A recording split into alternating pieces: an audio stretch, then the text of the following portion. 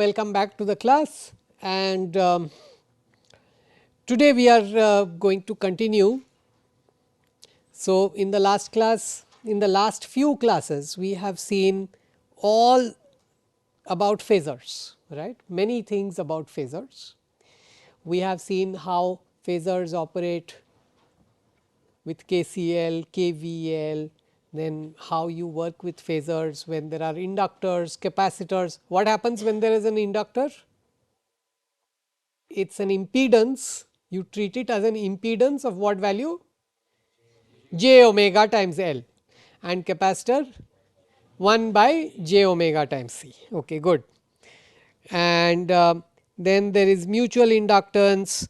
You can simply continue doing your mesh method, node method, just as if nothing had happened, but with phasors, and the phasors are complex numbers. Fine, this is what all we have studied. We have also studied Telegon's theorem, and we have shown with the help of Telegon's theorem that when we have these phasors, they also obey Telegon's theorem. So, phasor V I sigma is equal to 0, V I star sigma is also equal to 0, right. V star I sigma is also equal to 0, V star I star sigma is also equal to 0. All of these things we have studied. Then we also did some phasor diagrams, right, just to get a feeling of what is going on, right, what are the different directions the phasors are pointing at, etc. All right, good. We are today we are going to start with talking about power, right, and of course, you know that if I have a circuit element and if the voltage across the circuit element is V of t and the current through the circuit element is I of t, then at any point in time t, the power dissipated by the circuit element is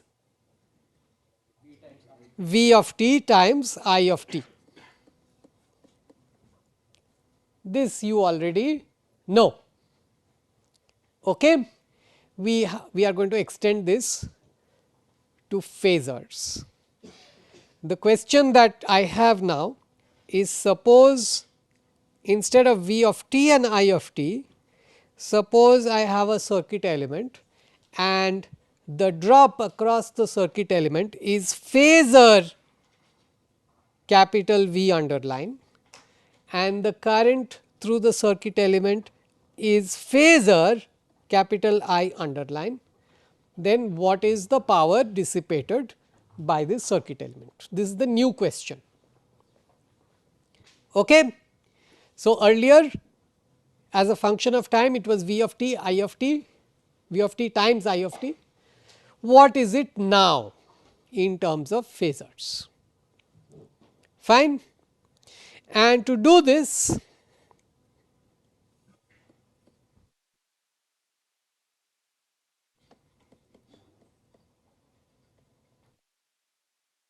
so this is the question we are trying to look at, what is the power dissipated by this. So, to start, what we are going to do is we are going to represent V and I. Capital V means what? It is a voltage. So, V is not. So, when I say phasor V, what is it in the time domain? Phasor V times e to the power j omega t. Is it really that in the time domain, or is it cos omega t? Actual, what is the actually what is the voltage? V, phasor V times cos omega t, but I this V becomes a complex number. So, I do not want to write it like this. I want to write it as mod of phasor V cos of omega t plus angle of phasor V.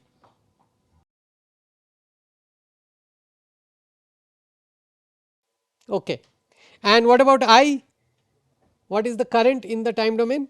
It is mod of I underline times cos of omega t plus angle of I underline. Fine. And now I know what the power consumed is, right. If I go back to the time domain, what is the power consumed? It is V of t times I of t, it is this, and this was V of t and this was I of t, right. Therefore, power consumed at any instant of time is nothing but, so I will write P of t is equal to V of t times I of t, which is nothing but mod V underline times mod I underline times cos omega t plus angle V underline times cos omega t plus angle I underline. Okay. This is all good, and you also have learnt some formula for cos times cos, half of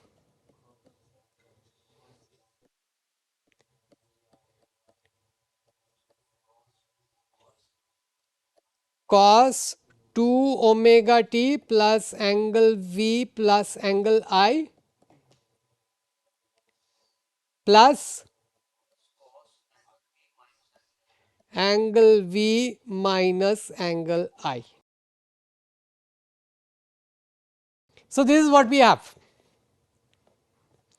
Now, this is P as a function power dissipated by the circuit element as a function of time. So, was my question wrong? I asked that if the phasor is I, the phasor current is I and the phasor voltage is V, what is the power dissipated? And then you are telling me that no, you can't ask me this question.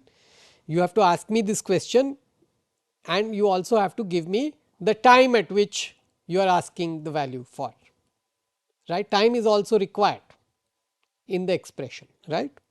You have got omega t over here, correct. So, then I modify the question and say that okay, since power varies as a time, let us not talk about the varying power, tell me what is the average power over one period. Pick your favorite period and tell me what is the average power over one period. Now, can you tell me, look at this expression and tell me what is the average?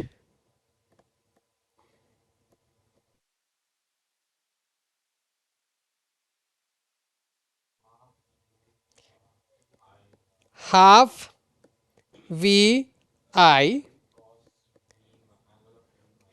and then for the average of cos of something that is changing with time, this average is going to be 0, okay, because it is going up, it is going down, right, total is going to be 0 and that too it is going at double the frequency, okay, it is certainly going to be 0, fine. So, this has average 0, the other one is a constant, this is not changing with time, okay. Angle V minus angle I is going to be fixed.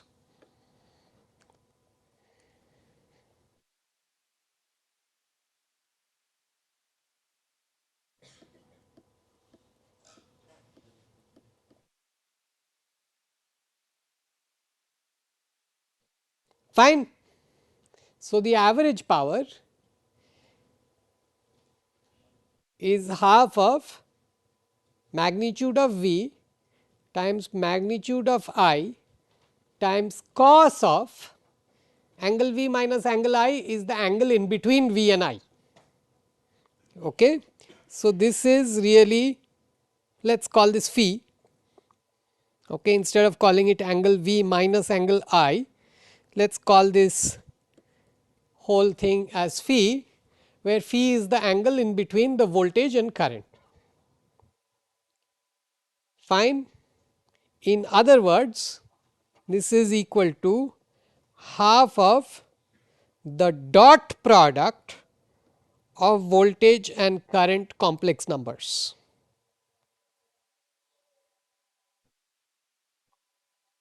Is dot product okay? I mean, cos phi is embedded in the dot product. Yes. So, dot product, remember what is dot product? I have this as I and this as V. I take the shadow of V, projection of V onto I, that is V cos phi, and then I multiply. Okay, that is dot product. All right. So, we are doing the dot product. In this case, these are, even though these are complex numbers, these are vectors. Why are they vectors? They are rotating with time. Remember, we have always treated them like vectors. Here we are vectors, right? We are doing vector addition on the complex plane. So, these are simply like vectors. Complex numbers are just like vectors, and just like that we could have a dot product of the voltage vector with the current vector. Fine, and that is going to give me the power. All right. What is irritating over here is this factor of half. This is an annoyance. Okay, it is very upsetting and annoying. Why? Because it does not make sense, it does not make you happy, right. The half, suppose things were not oscillating, suppose it was a constant, right. Voltage is V, current is I, power is V times I. Now, I say, let us say it is slowly now starting to change with a sinusoidal movement, right, one sine wave per day, okay, very slowly. Immediately I will say, oh, now it is half V times I, right. So, earlier it was V times I, now it has become half V times I. So, this half is very annoying, right, it causes problems in the understanding. So, the next step is to say that all right, let it cause problems in the understanding, let us readjust a few things. So, first what we are going to do is, whatever you have learnt in the last few classes you have learnt, but let us redefine the phasors.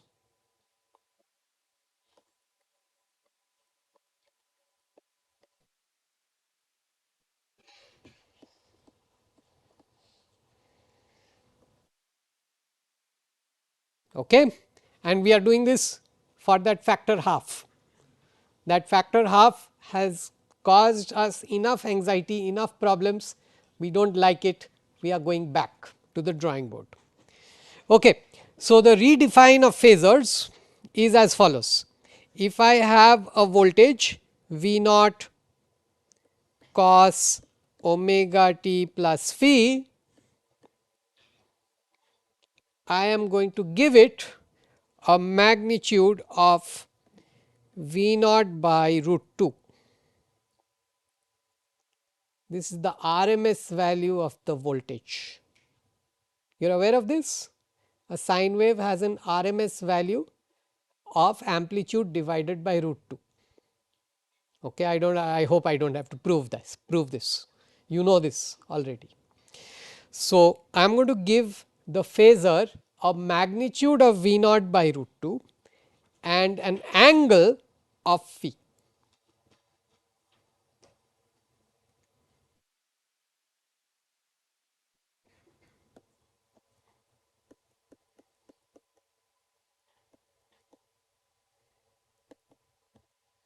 So, if I have a voltage waveform in the time domain V naught cos omega t plus phi, I am going to now rewrite it as V naught by root 2 angle phi. I am redefining the phasors. All right. If I have a phasor let us say I have a complex phasor capital V naught underline, then this is going to correspond to what?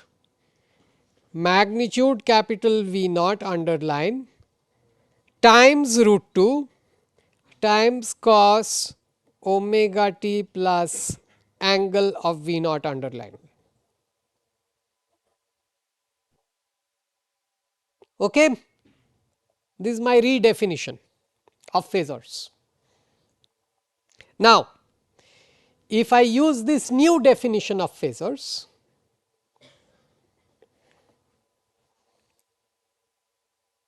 what am I going to get? Suppose I have a phasor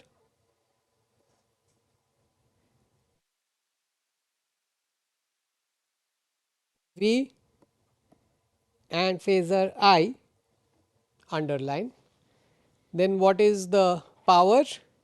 First of all, what is the voltage as a function of time? The voltage as a function of time is root 2 times this times cos omega t plus angle V underline, and this is really 2 times I cos omega t plus angle I underline, fine, and then P of t is equal to 2 times V underline I underline cos cos.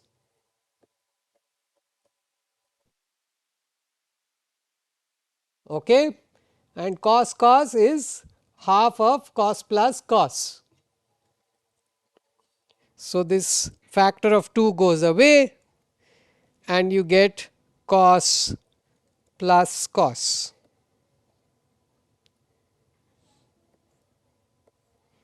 First one becomes 2 omega t plus angle V plus angle I. The second one becomes angle V minus angle I. Is this okay? And in the average, what do I get? I get V underline I underline cos angle between V and I, which is nothing but V underline dot product with I underline. Any questions? So, this redefinition of phasors is final. This overrules whatever you have learnt earlier. Okay, last 3 classes whatever we have learnt, undo that, this is what it is, this is the final, right, nothing much, it is just a factor of root 2. Modify your earlier stuff by a factor of root 2, right. Earlier we were calling the phasor the amplitude, the magnitude of the phasor was the amplitude. Now, we are saying the magnitude of the phasor is the RMS value, not the amplitude.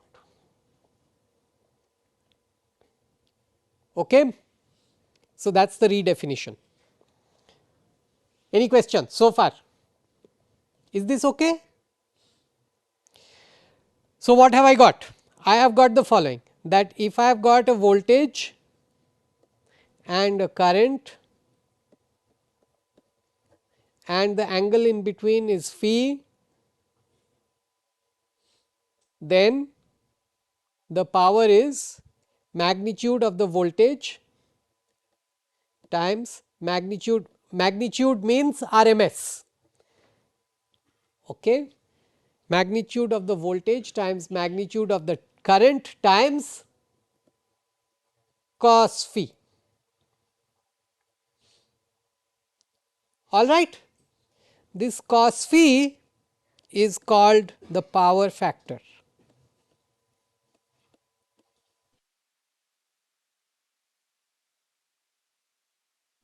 and whenever you mention, unfortunately, whether phi is positive or phi is negative, cos phi is always the same. Okay. Suppose phi is 45 or minus 45 degrees, whichever way, cos phi will be the same. Phi is 135 degrees, phi is 200, how much?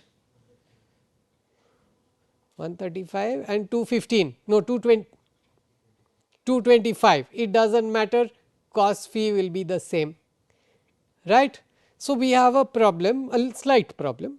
The problem is, if I specify the power factor, I do not really know whether phi is plus or minus, okay. Whether we are talking, I mean, you can always do a cos inverse of the power factor to get phi, but you will not really, because there is a plus minus error, possible plus minus error. So, the way we talk about it is as follows. So, the current is going to follow the voltage, either the current is going to lead or lag the voltage.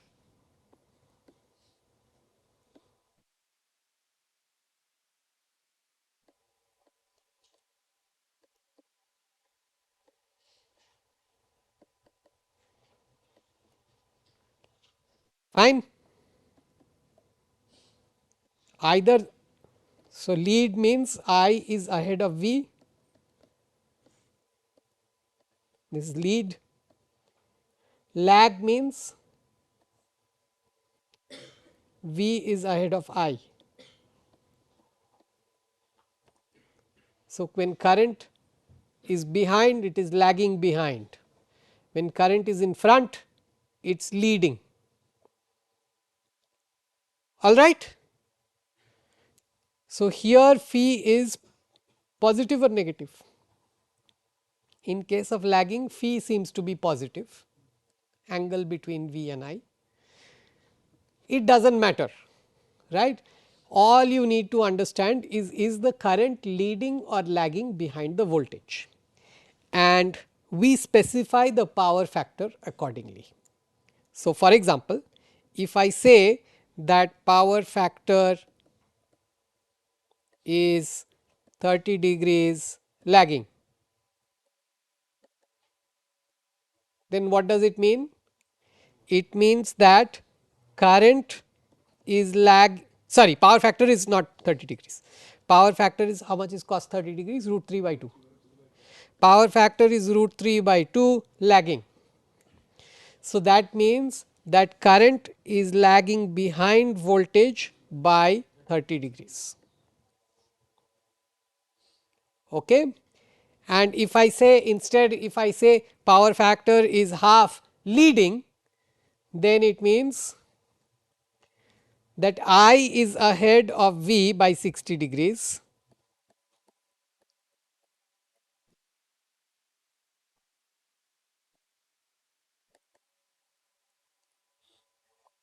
Understood? So, this is how power factor is specified.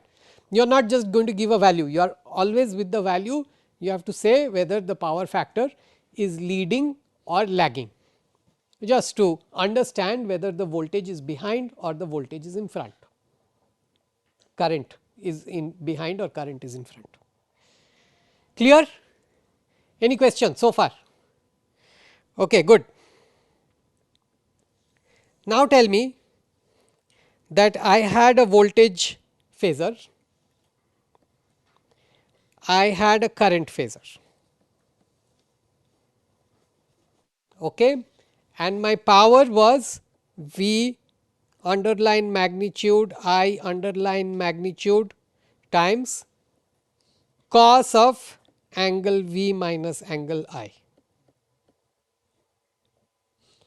Fine.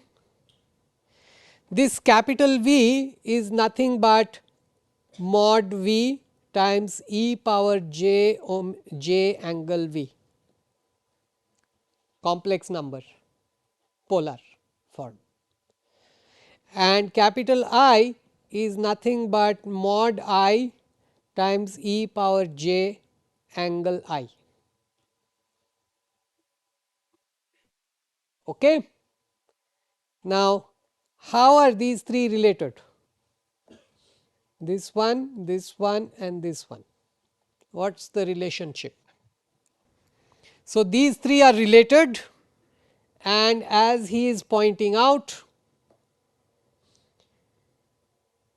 this is nothing but real part of V times I conjugate.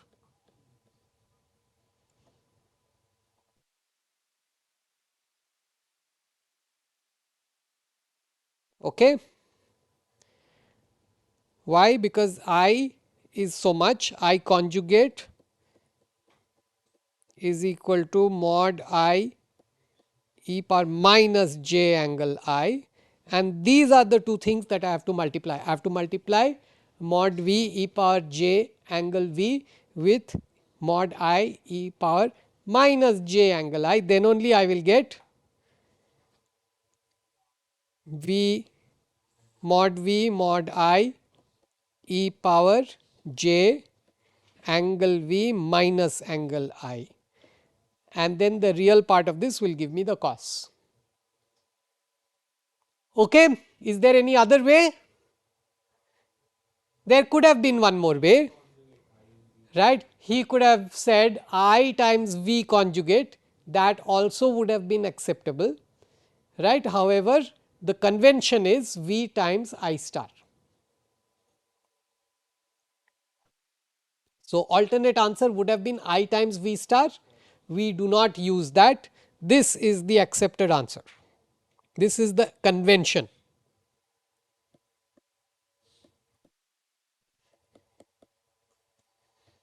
All right. Which kind of leads to the question that what about V times I star? What about imaginary part of V times I star? Right? What happens to that? Maybe that is also some sort of power. And here what we are now going to move with, abstract away, is complex power. So, this is defined as the phasor V times the conjugate of phasor I.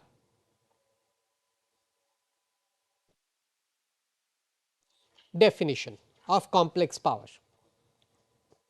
Okay. So, we define complex power as phasor V times conjugate of phasor I.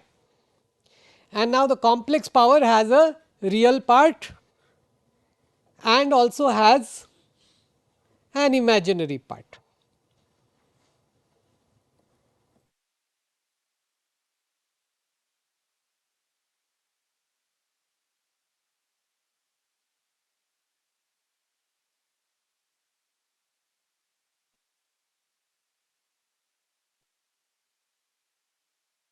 Fine.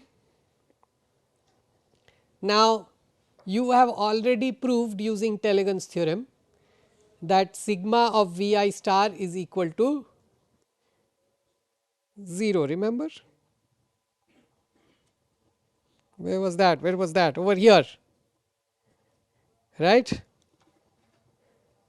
Sigma of real was 0, sigma of real imaginary was equal to 0, sigma of imaginary real was equal to 0, sigma of imaginary was also equal to 0, all of those were equal to 0, right. Real was basically what happens at t equal to 0, imaginary was basically what happens at t equal to minus pi, t equal to minus pi by 2.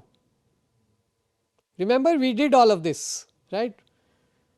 To get the imaginary one, you just went to the, you changed the time, right. So, you take all the voltages at one time, all the currents at another time, do dot product. Remember, we did this, right. That is what Telegan had done. And with the help of Telegan's theorem, you already know that complex power in a circuit, total complex power in a circuit is equal to, oh, okay. This is not law of conservation of power, this is coming from Telegan's theorem. that the total complex power in a circuit is equal to 0. Fine. So, that tells us that the real part total is also going to be 0, the imaginary part total is also going to be 0 individually. So, these must mean something. Okay. So, we are going to call this real part the active power, this is the actual one. The active power is the actual power, right, the real part of the complex power, and the imaginary part of the complex power, it is really imaginary, right. You think, you imagine about that power, right. That imaginary power, for want of a name, we call it the reactive power, right, just to make it rhyming and active, reactive. Okay. So, the real part is called the active power, it is the actual power in the circuit. The imaginary part of the complex power is called the reactive power of the circuit. The sum of active powers in the circuit is equal to 0, sum of reactive powers in the circuit is also equal to 0. Okay. All of these are equal to 0, both of these are conserved, law of conservation of power, both of these, reactive power is also conserved just like active power. Okay.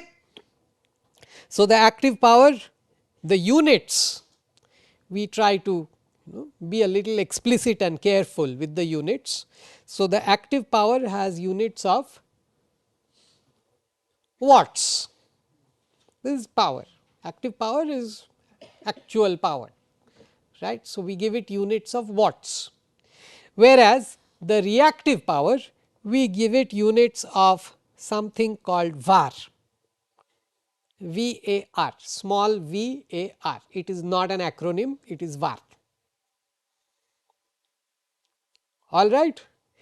And the complex power, the overall, the complete thing, this complex power we give it units of volt ampere, VA, just to indicate that it is a product of a voltage and a current. Okay. It is not watts. So, product of voltage and current is VA, the real part of VI star is watts, the imaginary part is var. Clear? Why are we doing all of this? Just to indicate that something, when we talk in watts, it is real, it is actual power. When we talk in var, right, it is something else, it is not really actual power, it is reactive power, right. And when we talk about VA, you understand that it has both active as well as reactive in it, right. And sometimes you will be asked what is the magnitude of VA, then you talk about the magnitude of the complex power, that also will have units of VA scalar, right, that is the magnitude of the complex number. Understood? Any questions? Suppose you have an inductor,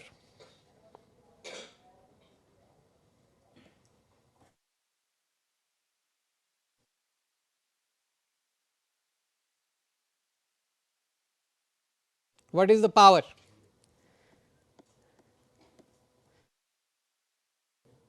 Active power is 0, good.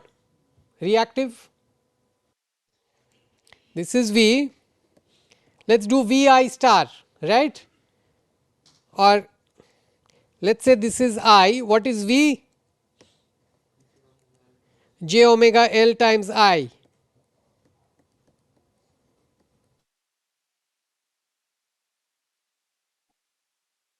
Okay, now do Vi star, J omega L times I, that is voltage, and multiplied by I star, and I times I star is equal to mod I squared.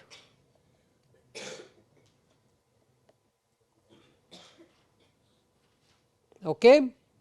So, what is it? Omega L times mod I squared is the reactive power. Is it plus var or minus var?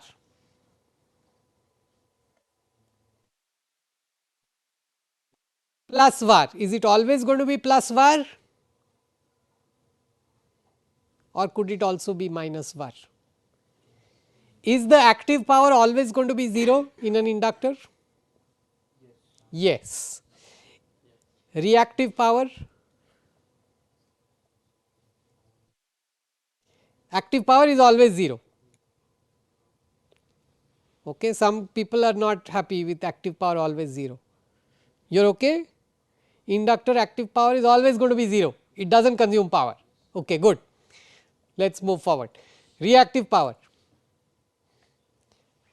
It is always going to be plus var, right. Look at the expression j omega L times mod I squared. Mod I squared is always positive, omega is always positive, L is positive, right. You are not going to have an, let us not worry about negative inductors, right, that is not in this discussion. So, as long as the inductor is a positive actual real thing, right, real inductor, it is going to dissipate plus var. Okay, what about a capacitor?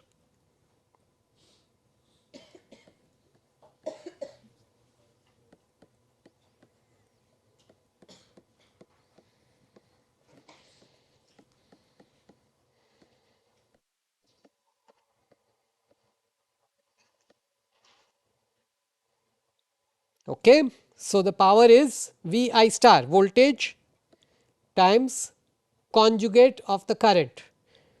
Current is j omega c times V. So, minus j omega c times V underline star, and V underline times V underline star is equal to mod V underline squared.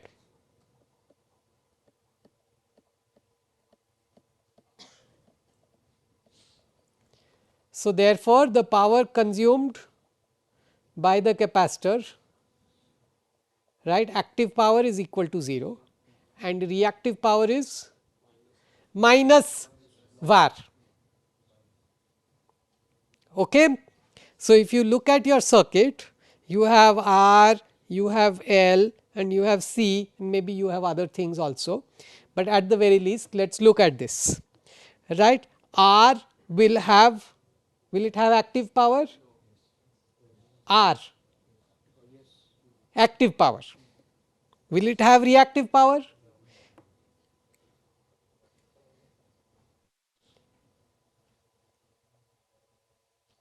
Will it have reactive power? You do not like it, huh?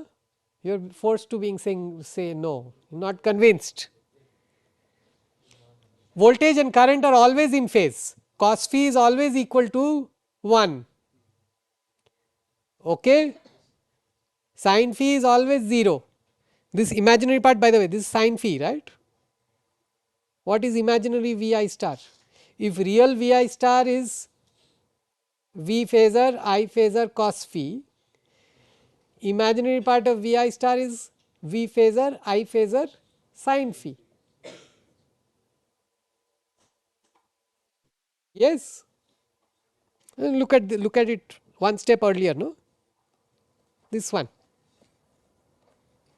This one broke up into e power j omega j this thing broke up into cos angle V minus angle I plus j sin angle V minus angle I. This was V I star.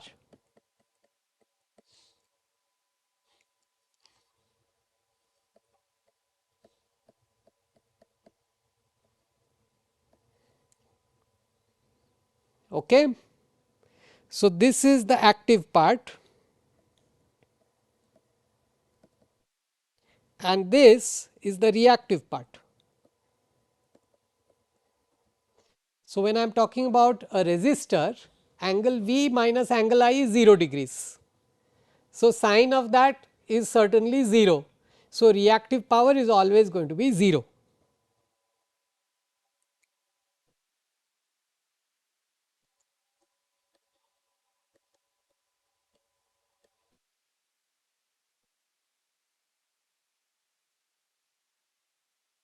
Okay.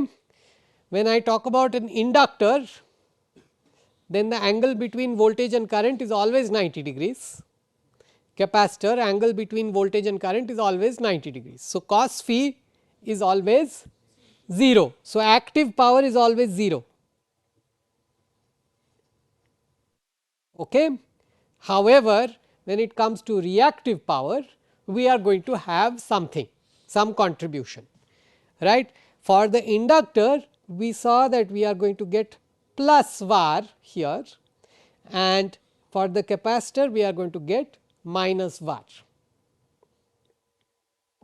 Fine. Are we clear?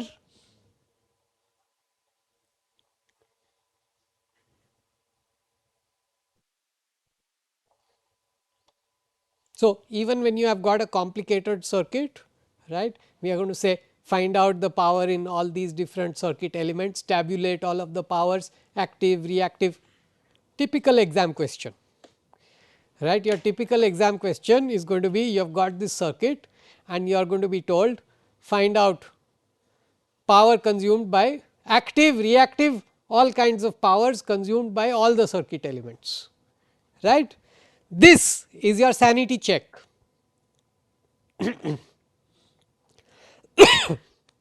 Okay. If you find out that your resistor is consuming reactive power, then you know something is wrong. Okay. If you find out that your inductor is consuming active power, you know something is wrong.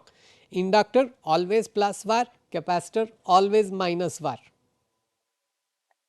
all right. And the total var in the circuit is going to be 0. What happens in this? Okay. What happens in this circuit?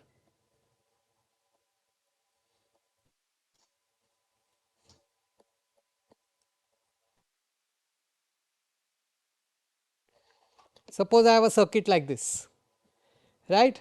R is going to have watts. This capacitor is going to consume plus var or minus var? Minus var. What about the inductor? Plus var. What about the voltage source? Minus W, and if the plus var and minus var completely cancel with each other, then no var, but it can have something. If they do not cancel with each other, then the voltage source is going to provide or accept the remaining var. Understood? How about here?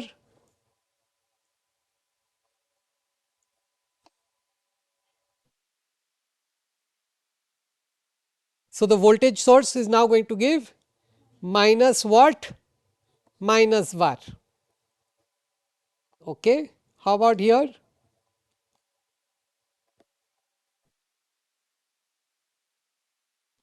This is going to consume minus var, and therefore, the voltage source will be minus watts plus var. Fine. What is the physical meaning of reactive power? Right. I mean, it is some imaginary quantity. Does it have any physical significance? The answer is yes. It does have some physical significance, but I am going to request you not to think too much about it. So, the physical significance relates to the stored energy in the circuit. So, for example, capacitors store energy in the form of half C V squared, inductors store energy in the form of half L I squared. So, the reactive power is going to be related to the peak energy stored in these components. So, it kind of gives you an idea of how much energy is sloshing back and forth, right, especially when you have L's and C's, how much power, how much energy is going from the L to the C and then back to the L, right. So, it gives you an idea of what kind of energy storage is there in the circuit and how the stored energy is moving between the components. If you have no VAR at all in the circuit, then there is no stored energy, right. But then somebody is going to ask me, Devesh is going to ask me, sir, you have just said that the total VAR is equal to 0. Does that mean that the total stored energy is 0, right. So, that is why I am saying do not think too much, right. On an individual component basis, the VAR relates the stored energy in that component. Okay. And when VAR is moving around between different components, it is signifying that stored energy is sloshing back and forth. It is going from one component to the other, then coming back. Yeah. That is in resonance.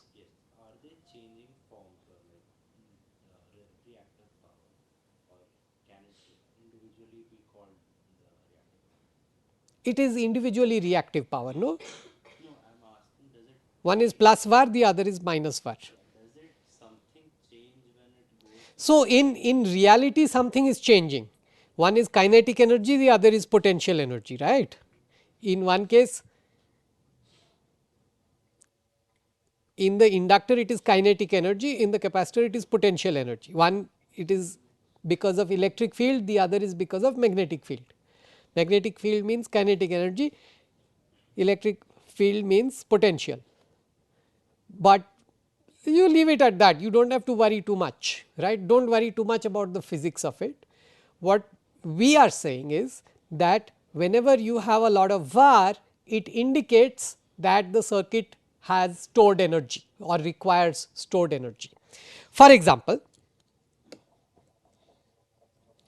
let us consider a fan,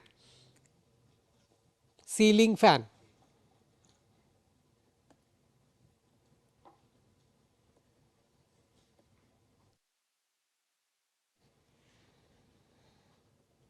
Okay, this would be the model of a ceiling fan. Why?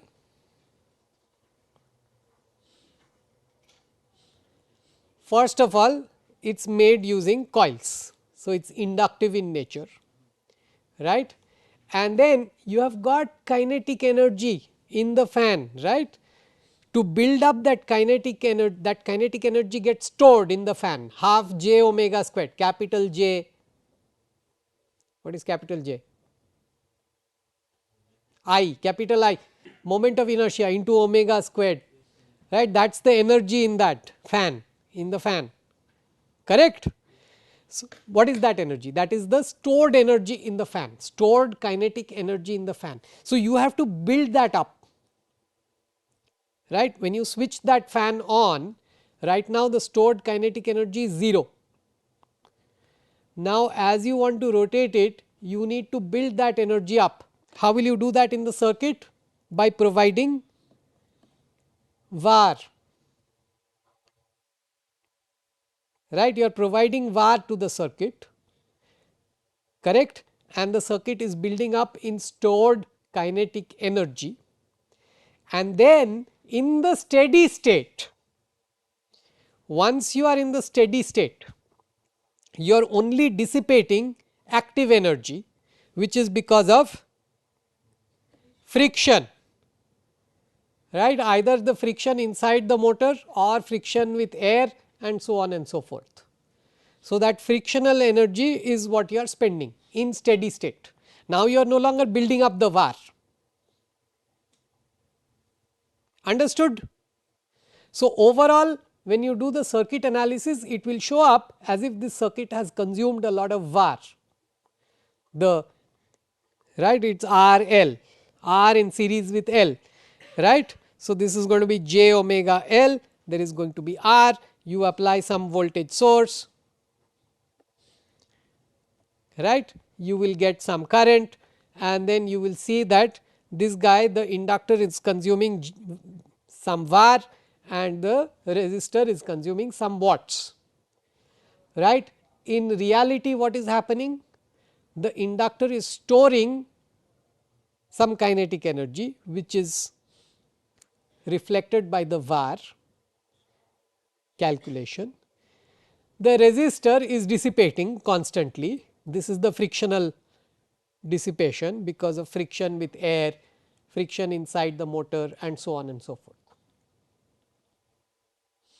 Is this okay? Physical significance wise? There is no further physical significance. Fine.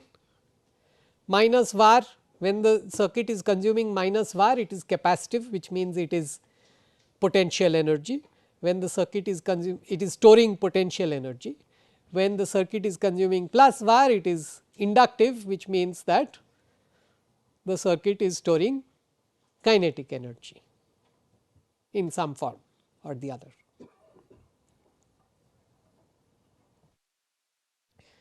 All right. Now,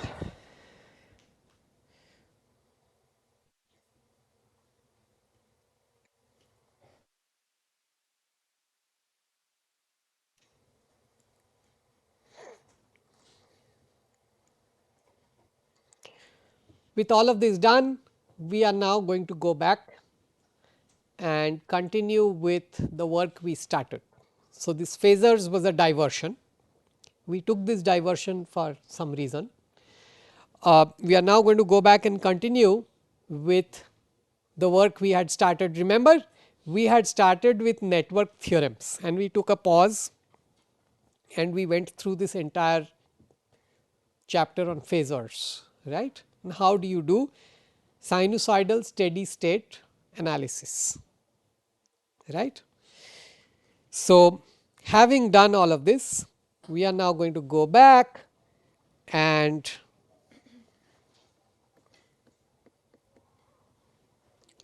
talk about network theorems once more. And earlier we were only restricted to R, now we are no longer restricted to resistors. Now we have the entire vista, we have all the circuit components R, L, C, M, right. These are all linear circuit components, linear time invariant circuit components. We can use any of them, right. We do not have to think of resistance anymore, we can think of impedance now in general, right. In general, we do not really have to worry about a DC voltage, we can deal with DC voltages as well as sinusoidally varying voltages equally. Fine. Think of reciprocity theorem once. Reciprocity theorem, is it valid with inductors, capacitors? Yes, it is going to be valid, because inductors, capacitors, all these they are just like impedances, they are just like resistors. Fine. So, first what we are going to do is sorry.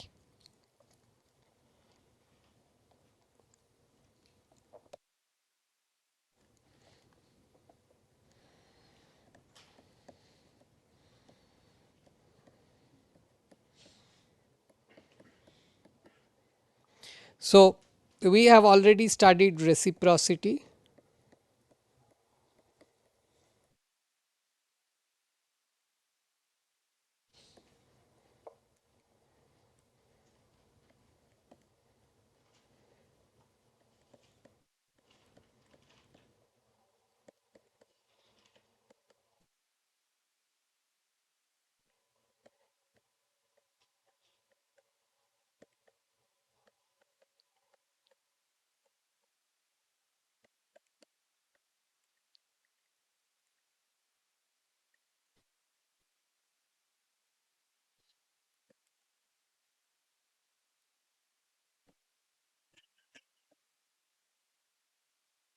So, this is our sequence of theorems that we are going to do.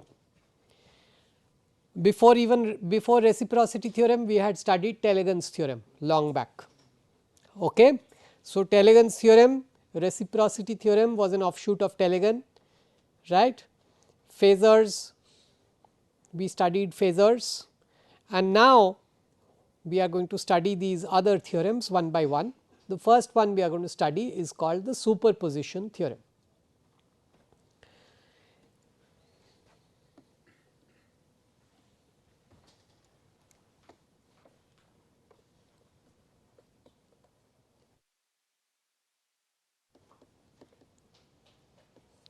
All right. So, imagine a network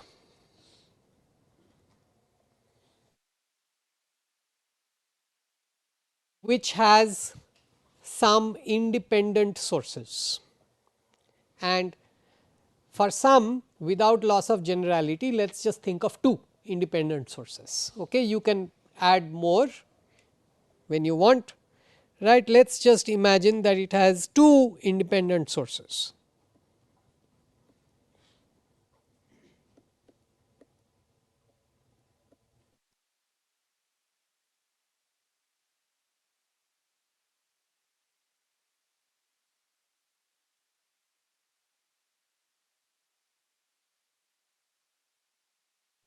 Fine. Inside the network, I have passives, I have actives, right. I have all kinds of circuit components as long as they are linear and time invariant. Fine. They can be R, L, C, M, voltage controlled, current controlled, voltage source, current source. No independent ones, no more independent ones. The independent ones I have drawn outside. Okay. Independent voltage source, independent current source, they are all outside, and you can have any number of independent voltage and current sources as long as you draw them outside. Fine. Okay. Let us also say that there is a port coming out over here, and you could choose to use a voltmeter to measure the voltage, or you could choose an ammeter to measure the current, whatever you want, some output quantity, okay, either voltage or current, whatever you want, any voltage, any current you can measure. So, the superposition theorem says that I can also do two separate experiments. I can switch on V1 and switch off V2 I2, and then make the measurement.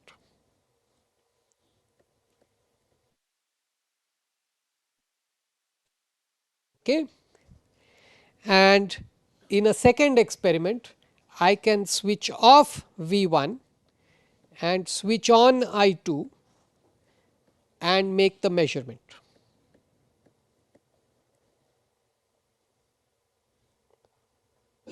Fine. The superposition theorem says that the actual measurement, when both of them are on,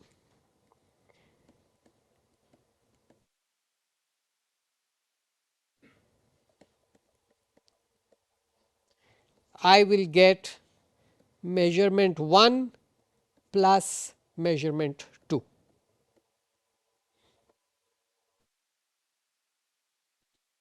Fine. Am I clear? Problem statement is clear. Problem statement is okay. So, before I go further about the problem statement, I am going to say a little bit about off. So, the on word is self explanatory. There is nothing, no problem with on. On means on, but off over here means that you make the value 0.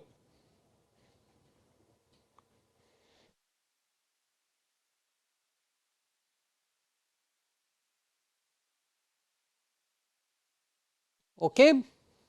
That is what the word off means in this problem statement. So, for example, if I have a voltage source,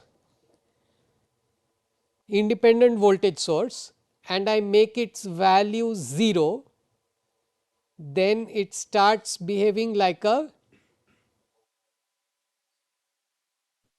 short circuit, 0 volts.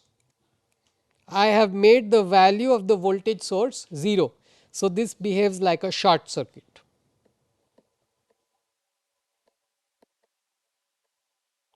Whereas, if I had a current source and I make its value 0,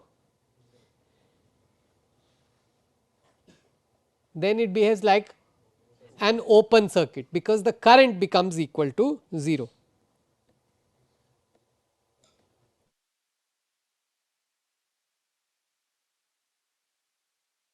Fine. Is it clear?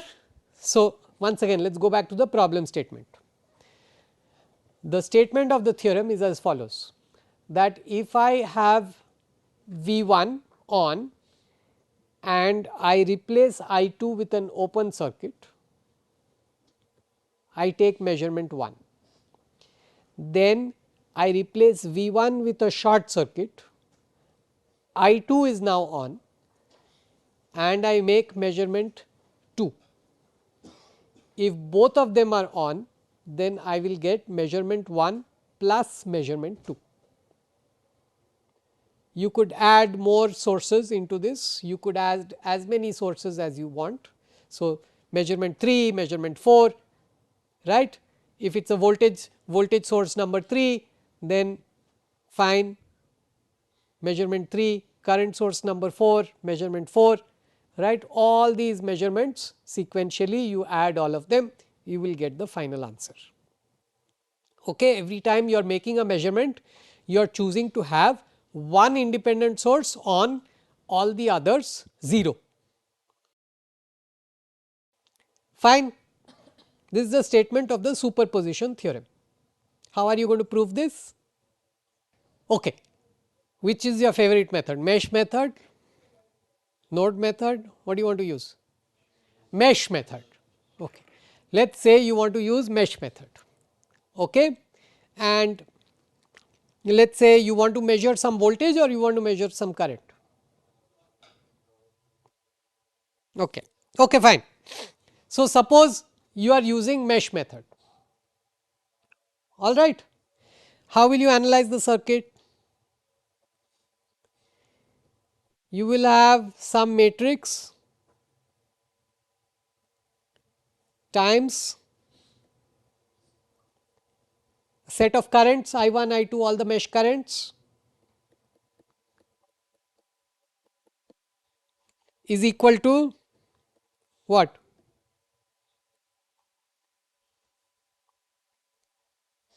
What will be on the right hand side?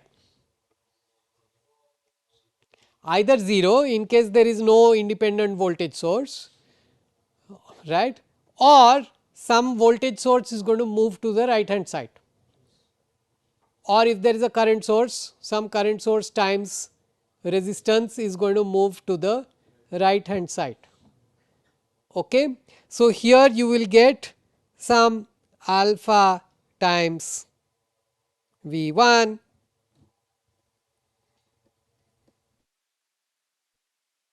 etc.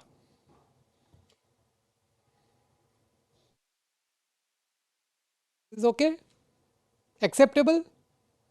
I mean order is irrelevant, maybe alpha 1 V 1 will come in the last term, maybe alpha 2 I 2 will come in the second last term, it does not matter. Okay. Somewhere alpha 1 could be minus 1, alpha 2 could be plus 100 kilo ohms, it does not matter how it is, fine. The form is like this. Okay. If this is, and does this matrix A, does the matrix A have any voltage current sources, independent sources in it? No, it does not have any independent sources.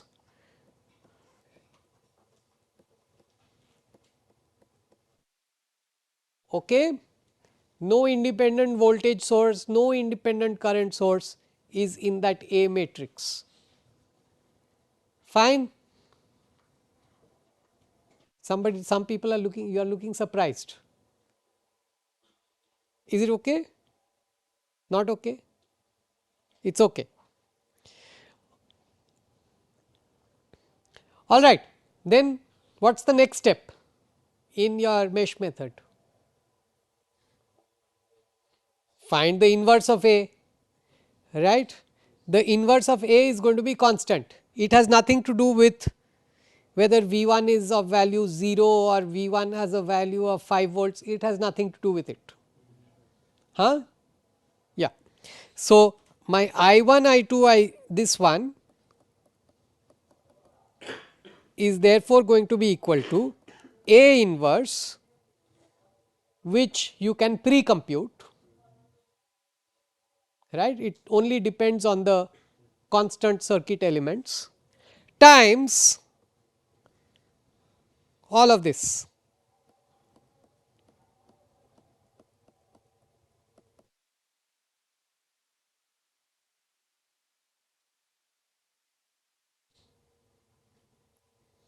Okay. In other words, by the way, these terms can be interlinked also. So, you could have a term, you could have a term which is alpha 3 V 1 plus alpha 4 I 2 in this. So, terms can appear like that also. Okay. So, you can have any kind of, but it is a linear combination of those voltage and current sources. All right. And then what's your measurement? You measured over here. Maybe you measured voltage or maybe you measured a current, whatever it is going to be one of these I 1, I 2, I 3, one of these mesh currents into some constant, or it can be a combination of mesh currents into a constant, right. Maybe it is I 1 minus I 2 into a resistor, okay, or maybe it is just I 2, it could be anything, right.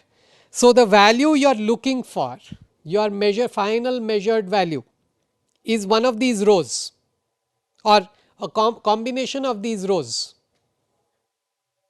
right. So, we can also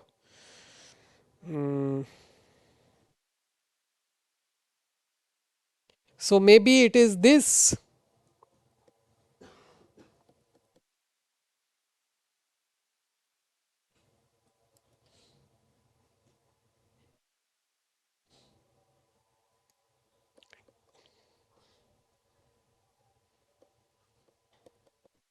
something like this, could it be? Maybe it is some I 1 minus I 2 into a resistor, maybe it is I 2 minus I 5 into a resistor, I do not know what it is, the desired value, exact desired value is probably some row matrix into the column matrix I, okay. And therefore, what is this equal to? It is this row matrix some constants times A inverse times this column matrix.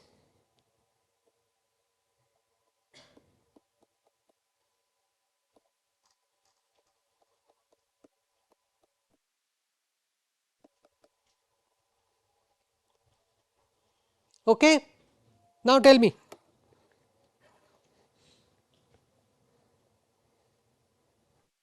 now go back, apply this measurement, apply the second measurement, and you will, when you apply the final values, you will always get the sum of the two measurements. Okay. Why is that happening? because we have some constants times a linear combination of V 1 and I 2. All right. So, that is the superposition theorem. The next theorem, the next pair of theorems, I am only going to end up giving you the statement. I might not be able to prove it today. So, Thevenin's and Norton's theorems are always studied at the same time. They are duals of each other. Thevenin was in Europe, Norton was in the US, and I think they were separated by a few years, 5-6 years, right.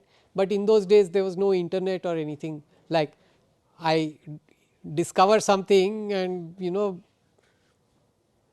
it is going to take a while before some person across the Atlantic is going to find out what it is, right. So, that is why there was a gap. I think Thevenin came up with Thevenin's theorem first, Norton also was working on the same problem, he also came up with Norton's theorem, right, a few years later, but anyway, right, they are duals of each other, they are studied at the same time, they basically indicate the same thing. Okay.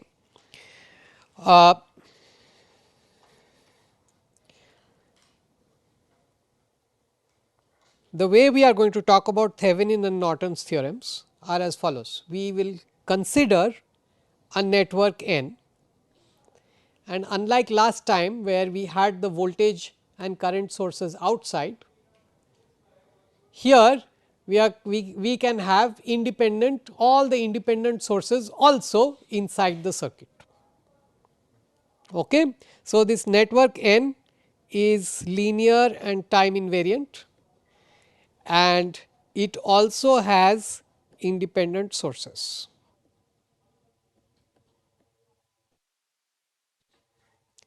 All right, this is my situation and I have a port sticking out of this.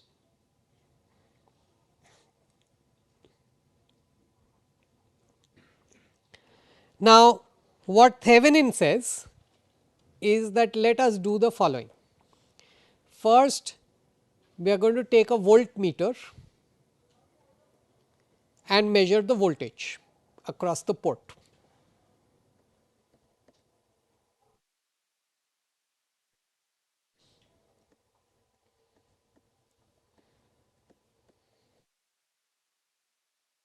Okay. So, he is really measuring, when you apply a voltmeter over here, you are going to end up with the open circuit voltage, right. Why? Because the voltmeter itself has high impedance, has infinite impedance. So, the circuit remains open.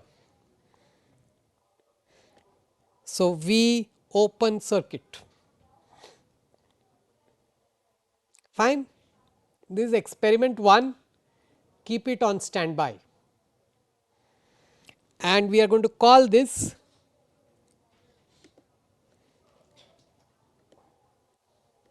V t. Okay, we are going to call this V o c as V t and write it down. Next, what we are going to do is, we are going to take an ohm meter, a multimeter, right, with resistance mode, the same multimeter, right. Multimeter, you have different possibilities, you can measure voltage, you can measure current, you could also measure resistance. So, let us change it to resistance, not resistance, we are going to change it to impedance.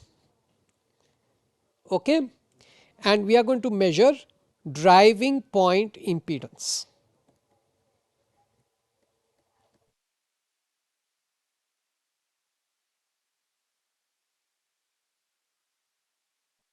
So, what driving point impedance means is that once again we switch off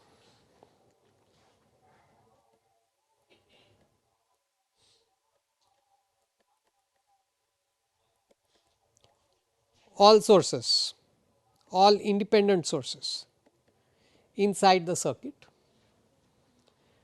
Okay. apply a voltage and measure the current. V divided by I will give you driving point.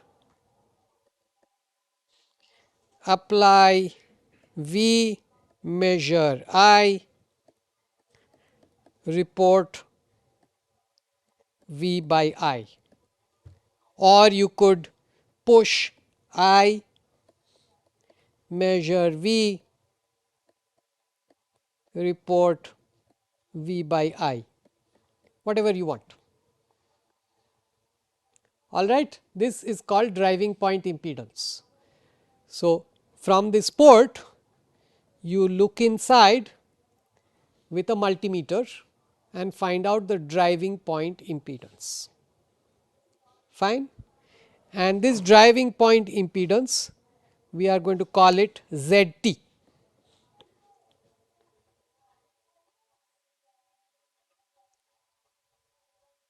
Okay. And then what Thevenin says is that this network N is the same as a voltage source Vt in series with an impedance Zt.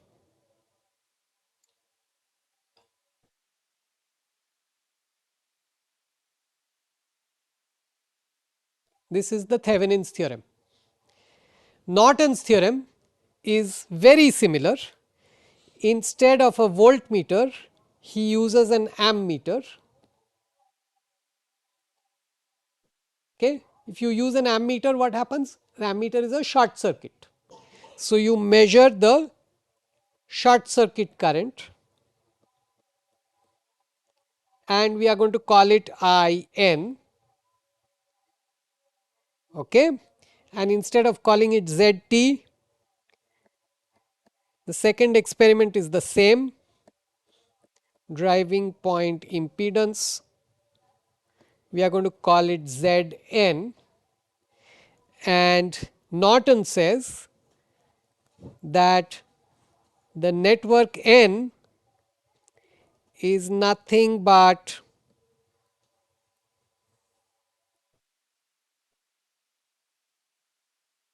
a current source IN in shunt with Zn.